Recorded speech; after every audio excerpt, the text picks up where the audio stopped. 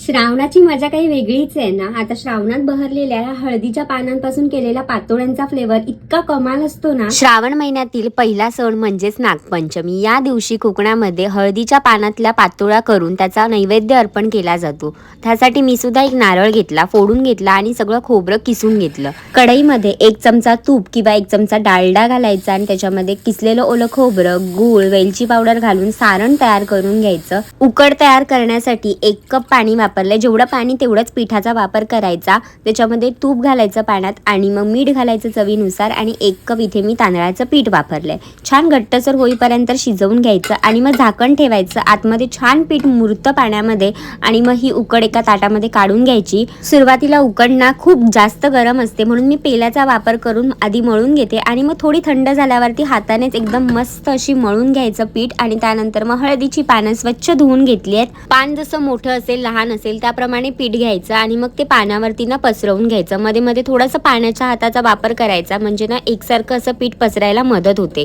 पीठ पसरवून झाल्याच्या नंतर त्याच्यामध्ये मध्यभागी हे सारण घालून घ्यायचं. खूप जास्त घालायचं नाही, नाहीतर मग बंद होताना थोडासा प्रॉब्लेम होईल. तर हे असं मस्त टोकावर टोक चिकटवून घ्यायचं आणि मग हे पान जे आहे ना ते असं पॉकेट सारखं फोल्ड करून घ्यायचं. काय सुंदर दिसतंय ना. असेच मी सगळे पातोळे तयार करून घेतले. त्यानंतर इडलीच्या भांड्यामध्ये किंवा कोणत्याही स्टीमरमध्ये तुम्ही पाणी घालायचं आणि भांडं काळं होऊ नये म्हणून लिंबाची फोड आणि मग असं ताट घालून घेतलंय. ताटाला तेल वगैरे लावायची काही एक गरज नाही. त्याच्यावरती तयार केलेले पातोळे घालायचे आणि झाकण बंद करून 10 ते 15 मिनिटं छान वाफवून घ्यायचे.